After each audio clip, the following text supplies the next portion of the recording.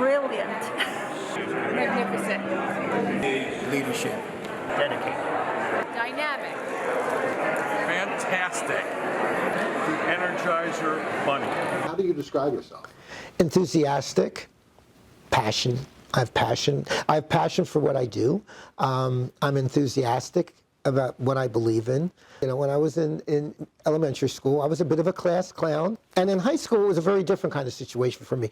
I always found high school to be constraining in a way, in that we had to, you know, you got 42 minutes and a bell rings, and then you go to another thing, and then another 42 minutes. And I really didn't learn like that. And I never thought I could make the kind of connection with the teachers that I tend to thrive on, and as I was able to do when I ultimately went to Stockton. I woke up in the morning. We had to park on St. James in Tennessee, so one of those two blocks that we parked on.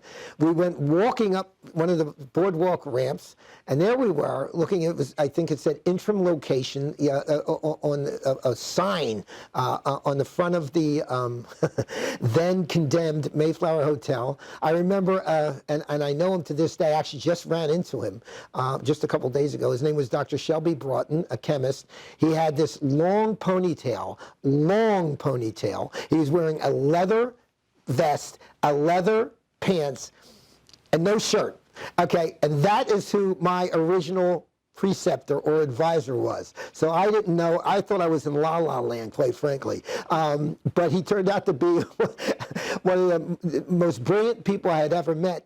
And then my second meeting with the faculty members was Bill Daly, who's a legend here, for those who do know. And he was this Midwestern conservative guy, looked almost like a Dan Rather, short sleeve shirt with a tie. So it was like, you know, two different worlds, yet in the same place. But it turned out to be an extraordinary experience. Stockton was, if you were a free thinker and you could handle your own, if you had discipline and could handle your own self-directed learning, it was the kind of place you would really thrive at. And that's what I found fascinating by it. I think my favorite memories as a student really do go back to the Mayflower and some of the situations there.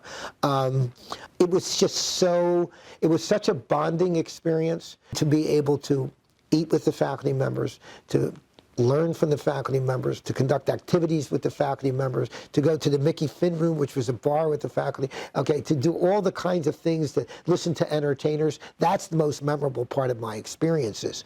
It's sort of like when that light bulb goes on. Those are the best professorial moments that any person could have. And I look forward to maybe doing that again very, very soon. I believe that the child now who's growing up, the greatest challenge this entire generation is going to have, including our generation, is going to be artificial intelligence and its impact on society. I think it is the most significant game changer and disruptor, maybe in history.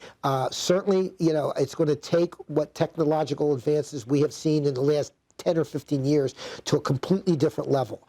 And that has both incredible potential benefits, and the opposite is also true. And I think that we need to figure out how that is going to play a role in our lives, which will help then us figure out what the next generation's educational pathways will look like. When I grew up, there was nothing but debate on a college and university campus. I mean, we had protesters for the war, against the war. It was a delightful marketplace of ideas, quite frankly. I don't see that level of discourse on college or university campuses. I think it's more specific issue related. I think it's more, it was generational. When I grew up, when I was at Stockton, the arguments were generation. It was the young generation versus the old generation.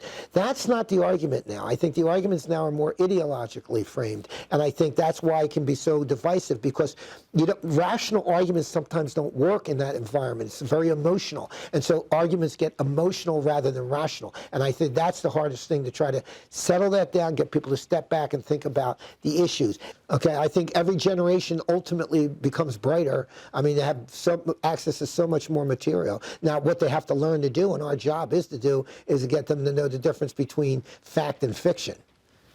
Everything you say is checked upon immediately. So you've got to make sure that you understand, you know, that information you're providing as a faculty member is up to date and accurate, because remember, they're up to date, or at least they believe they're up to date. I think the Atlantic City campus is Stockton's future. Our presence there is part of being an anchor. We, in 2016, and I was thrilled about this, we were designated by the state of New Jersey as an anchor institution, which means that we have not only the responsibility to provide educational opportunity and cultural services and the like to the region, but also we have an obligation to be part of the renaissance of Atlantic City. And you heard me talk about that since 2015.